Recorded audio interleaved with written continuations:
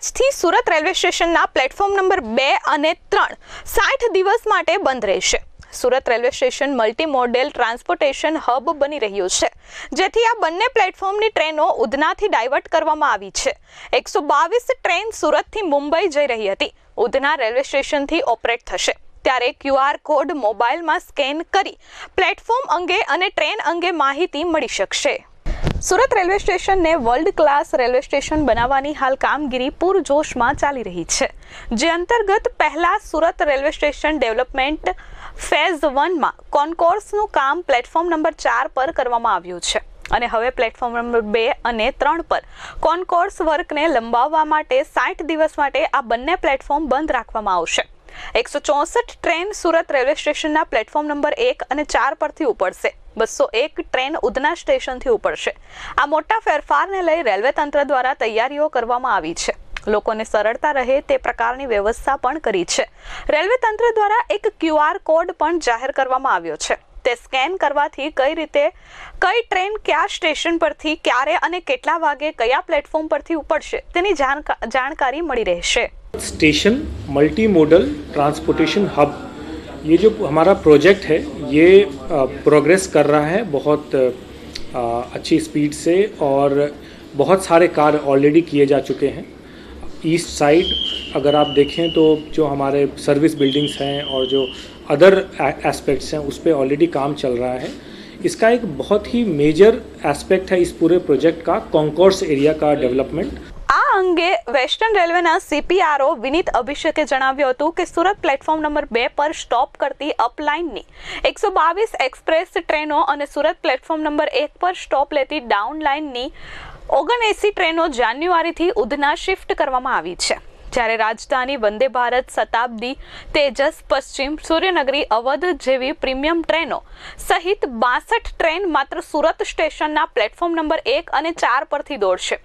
રેલવેના આ નિર્ણયને કારણે ઉધના રેલવે સ્ટેશન પર ભારણ વધશે, જેના કારણે સ્ટેશનની બહાર ટ્રાફિકની સમસ્યાનો મુસાફરોને સામનો કરવો પડી શકે છે, જેને સરળ કરવા માટે પણ રેલવે તંત્રએ કમર કસી છે। जो एलिवेटेड 145 फीट बाय 85 फीट का हमारा कॉन्कोर्स रहेगा, उसकी डेवलपमेंट के लिए ऑलरेडी हमारा एक फेज़ कंप्लीट हो चुका है, जिसमें हमने प्लेटफॉर्म नंबर 4 को कुछ दिनों के लिए बंद किया था।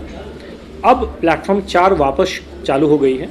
अब इसके अगले फेज़ में हमारे प्लेटफॉर्म 2 नंबर और 3 नंबर ये 60 डेज़ के लिए बंद किए जाएंगे और इस दौरान जो सूरत से कुछ ट्रेन्स इस दोनों प्लेटफॉर्म के बंद होने के कारण इनको हम सूरत से उधना शिफ्ट करेंगे।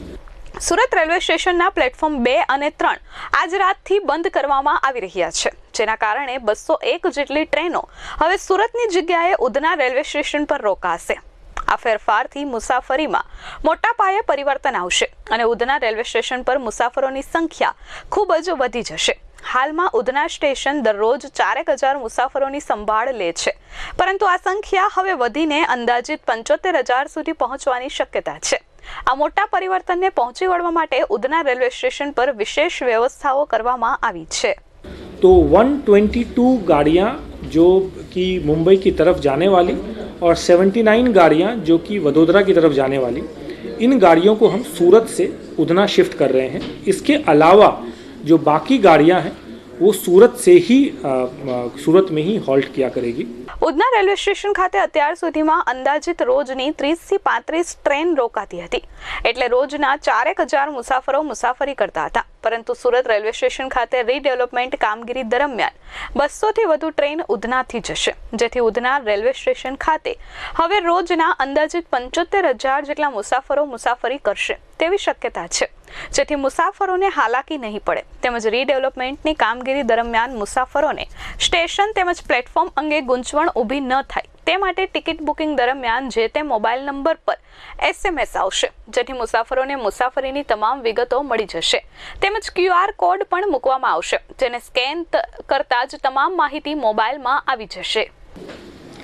इस इंफॉर्मेशन को लोगों तक पहुंचाने के लिए हम मल्टीपल तरीके और अप्रोचेस ले रहे हैं, जिसमें कि सोशल मीडिया के थ्रू, प्रिंट और डिजिटल मीडिया के थ्रू, और साथ ही हमने जो है एक QR कोड भी डिवाइस किया है, जिसको स्कैन करते ही हमारे जो यात्रीगण हैं उनको एग्जैक्ट इन्फॉर्मेशन मिल जाएगी कि किस दिशा में किस दिन कौन सी ट्रेन किस जगह हॉल्ट लेगी और किस जगह हॉल्ट नहीं लेगी। सूरत और उधना के अगर हम बात कर रहे हैं तो રીડેવલપમેન્ટની કામગીરીને લઈને 200થી વધુ ટ્રેનો સુરતને બદલે ઉધના શિફ્ટ કરવામાં આવી છે, જેમાં રેલવે અને પ્લેટફોર્મની માહિતીને લઈ મુસાફરો ગોથે ન ચડે તે માટે પશ્ચિમ રેલવે દ્વારા તૈયારીઓ પૂર્ણ કરી દેવામાં આવી છે।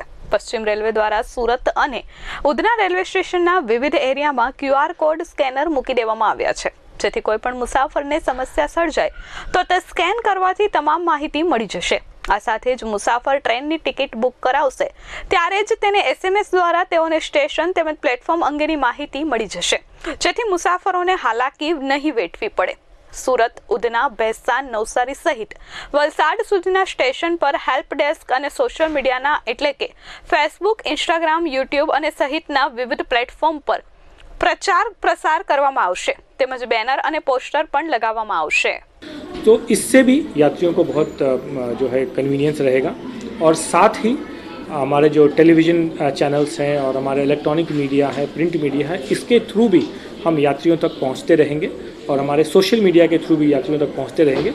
और इस सभी से आग्रह है कि सूरत स्टेशन रीडेवलपमेंट में जिस तरह से आपने पहले भी साथ दिया है, इस फेज़ में भी हमारा साथ देंगे ताकि एज सून एज पॉसिबल हम इस प्रोजेक्ट को टाइम पर कंप्लीट कर पाएँ। ब्यूरो रिपोर्ट S24 न्यूज़, सूरत।